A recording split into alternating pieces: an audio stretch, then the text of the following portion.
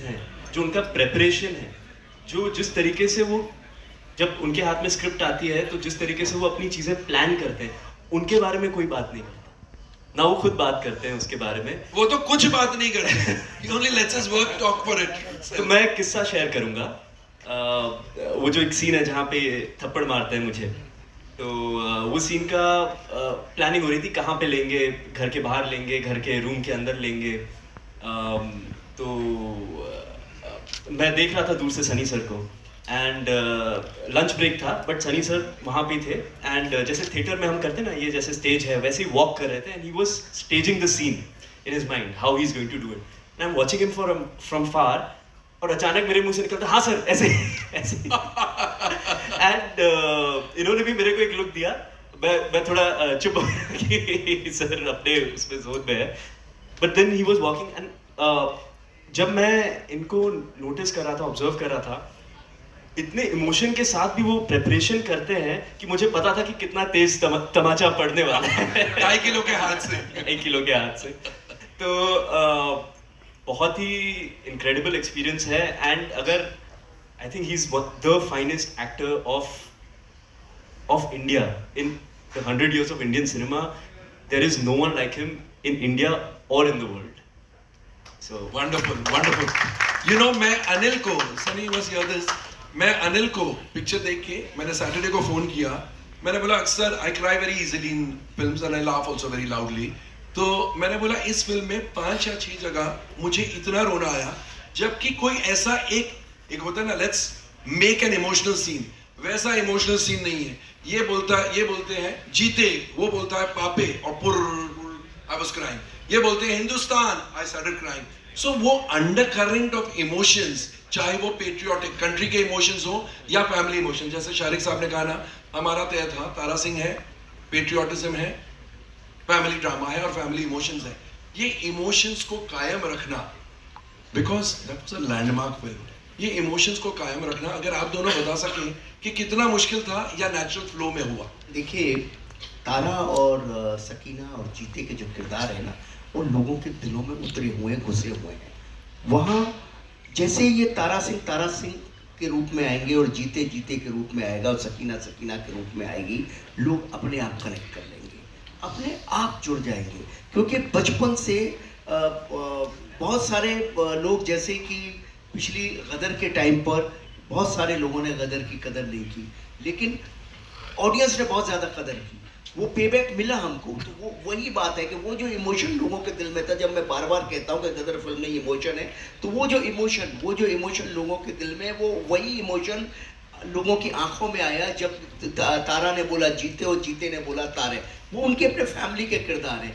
जब आपकी फैमिली पे कुछ गुजरती है, आपके परिवार पे कुछ गुजरती है, तो कुछ ना भी करो तो भी आपके आंसू आ जाते हैं, और आप कुछ भी ना भी करो तो भी आप हंस पड़ते हो। आपका जब बच्चा नाच रहा होता है, घर में आप बैठे हुए हो, तो आप कैसे तालियां बजाते हो उसके लिए, भले वो बेकार नाच रहा हो, और आपका पिता किसी भी परेशानी में हो और बेटा देखता है दूर से, भले एक लफ्ज ना बोलता हो, कैसे उसकी आंखों में आंसू आ जाते हैं, देखो यार मेरा पिता ऐसा कर रहा है। तो ये परिवार, जब आप परिवार को आप अपना परिवार समझ लेते हैं, आपके परिवार का वो हिस्सा हो जाता है, तो इमोशंस बहुत आसान हो जाते हैं। वही हुआ एक्चुअली, हमने कुछ नहीं किया, हमने सिर्फ इतना किया, तारा सकीना के परिवार को आगे बढ़ाया और उनकी कहानी का एक टुकड़ा सोचा कि भाई हम ये तारा जाएगा कैसे पाकिस्तान, वो क्योंकि पाकिस्तान कहानी का एक इंग्रेडिएंट हिस्सा था, वो कैसे जाएगा, और इनकी ज्योमेट्री तो बनाई थी, उसको सिर्फ राइटली ऑनेस्टी के साथ लिखना था, जो शक्तिमान जी ने लिखा, और उसको मुझे ऑनेस्टी के साथ शूट करना था,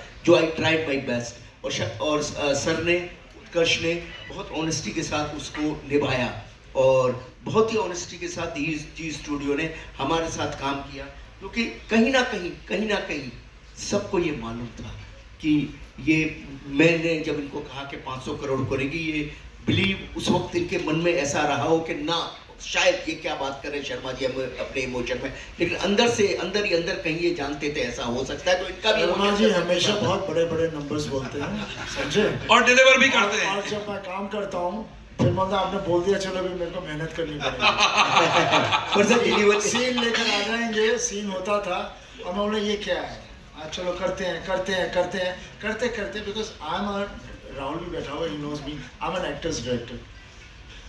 मैं कोई वो प्रिपरेशंस नहीं करता, ना मेरे पास कोई स्क्रिप्ट मैं पढ़ता हूँ, मैं कुछ नहीं करता। मैं सिर्फ कहानी सुन के रूप में आ जाता हूँ, कैरेक्टर आ जाता है। और फिर फ्लो में जाते हैं। हाँ नहीं, फिर मुझे भी नहीं पता ऑन द स्पॉट मैंने क्या करना है, क्योंकि मैंने प्रिपेयर नहीं किया, मैं वो कैरेक्टर को अंदर ले लिया। और फिर जब हम वहाँ करते हैं तो वो सीन का, जब one actor does it, the other catches it, और उसके साथ अच्छी तरह, it's a match. If I give a shot, दूसरा अच्छा खेलेगा तो अच्छा मैच हो जाता है। तो फिर उस हिसाब से एनर्जी बनती है। दैट्स द बिलीव, दैट मैं वैसे करता हूँ। मैं ये नहीं कि ये लाइन नहीं है जिसको मैं ऐसे बोलूँगा, यहाँ पे ये पिच करूँगा, वो करूँगा। You know, most of the people do that and there is no harm in it.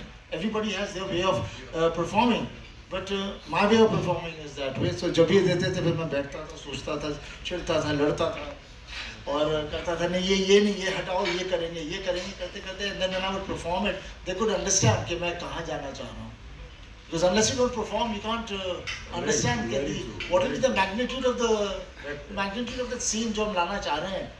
लिख तो दिया, लेकिन वो शब्दों का मतलब और वो शब्दों की फील आना और चेहरे पे आना, ऐसे नहीं बोल दिया। So that's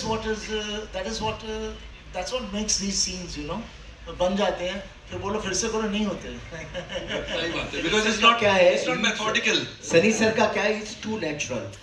वो आते हैं, डिस्कशन करते हैं, घूमते हैं, फिरते हैं, ये चारों तरफ देखते हैं क्या है, क्या हो रहा है, अगला किरदार कैसे, ये कैसे, वो कैसे, और बहुत नेचुरली उनके अंदर वो सीन आता है।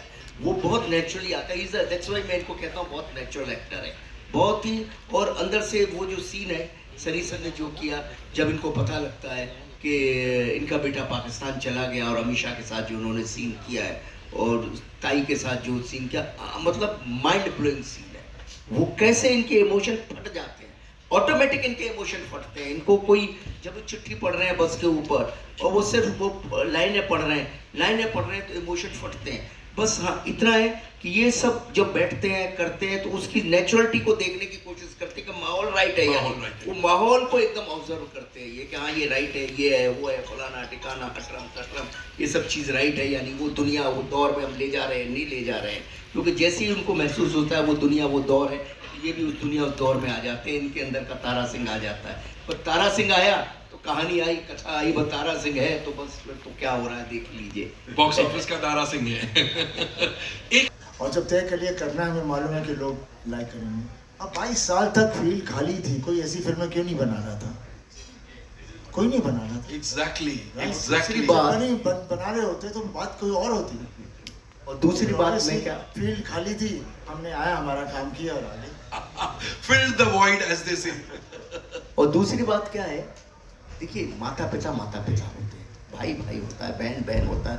वो 20 साल पहले की बात हो या 200 साल पहले की बात हो या 2000 साल पहले, और हमारा देश और देश वही है। तो क्या होता है, सिर्फ आपके कहने के तरीके बदल जाते हैं, कपड़े बदल जाते हैं, हालात बदल जाते हैं। आज से 22 साल पहले हम जब प्रेस कॉन्फ्रेंस करते थे तो शायद ऐसे नहीं करते थे, लेकिन प्रेस कॉन्फ्रेंस करते थे, सवाल तो यही होते थे। 22 साल पहले भी यही सवाल होते थे, और प्रेस से ही बात करते थे। सिर्फ माहौल बदलता था, सवाल तो वही होते थे। 22 साल पहले भी हमसे सवाल किए गए, पिछली गदर में भी हमसे सवाल किए गए, और आज भी वही सवाल हो रहे हैं। 22 साल बाद भी ऐसे ही सवाल होंगे। तो ये सवाल तो ऐसे ही रहते हैं। स्टेज बदल जाएगी, पोस्टर बदल जाएगा, थोड़े से हालात बदल जाएंगे, चेहरे बदल जाएंगे, इमोशन नहीं बदलेगा। नाक तो आंखों के बीच में ही रहेगी, वो तो नहीं बदलेगी। क्या बात है। No, so I'd just like to add over here कि of course ये you know it is, सब लोग बोल रहे हैं 90 स्टाइल रॉ फिल्म है, और और we are doing, and हम लोग ने ये फ्रंट फुट पर खेला है। I think you should be proud that we're go very ahead। proud of it, and what I would like to say over here is that I am now sitting on the stage committing we will do more such cinema। I think Yes। we got so, you know, after seeing के audience जो आपने पहले दिखाए, audience ये है। हम लोग यहाँ पर सब, हम लोग है ना वो स्टैंडर्ड वो था ना, हम लोग वो बैंडा और अंधेरी के बीच में हम लोग फंस गए हैं। And you know all of us get into that mindset of making films for our kind of people. And I said कि एज ए स्टूडियो हम लोग एक तरफ यू नो कैन जा रहे हैं, कैनेडी के साथ, रॉटरडैम जा रहे हैं, जोरम के साथ, but at the same time very important to feed, we are Z for 32 years, we know the DNA of what the Indian consumer wants, and I'm committed to making sure कि हर साल हम लोग ऐसी एक रूटेड पिक्चरें बनाएं which appeals to the Purulia audience, to the Bikaner audience. We are working with Sunny sir again, a film called Baap, which is again like, a big action extravaganza. We'll see how, अगले साल वो आएगी. We want to make movies where the heroism comes out, where people celebrate it. I think हम लोग इतना थोड़ा भूल गए थे इस Yeah, kind I think we've gone very cerebral and not celebratory. So I right, think it's so really right. we have to enjoy the celebration of cinema rather than everything being cerebral. Yes, of course there should be cerebral cinema. I mean there is but not just cerebral. not just cerebral cinema. And very important, and this is my request to all of you all as critics, as trade analysts, as journalists, when you're watching cerebral, wear the cerebral hat. When you're watching celebration, please wear that celebration hat. क्या होता है कि everything cannot be. It's like मुझे डोसा खाना है, मैं dosa merit में भी खा सकता हूँ, मैं शिव सागर में भी खा सकता हूँ. मैरिट में मैं दूंगा at a certain price, Shiv Sagar at a different price. Maybe the dosa is more tasty at Shiv Sagar at a cheaper price, but dosa is, enjoy it like that. and dosa को pizza से मत compare करो. मत compare करो ना. I mean, pizza हट में वही प्रॉब्लम हो रही है इंडस्ट्री. एंड आई थिंक पिछले 20 साल pizza is a Punjabi paratha. So chasing this multiplex came in to cater to the alternative cinema. Now mainstream cinema is chasing multiplex films. I don't know what that means anymore. So we just have to have very clear, we have to make cinema for everyone and make it accessible. So my request is that all the single screens and the non-national multiplexes, please go deeper into B, C at affordable ticket pricing. And my personal pet peeve, affordable popcorn, please. Yes.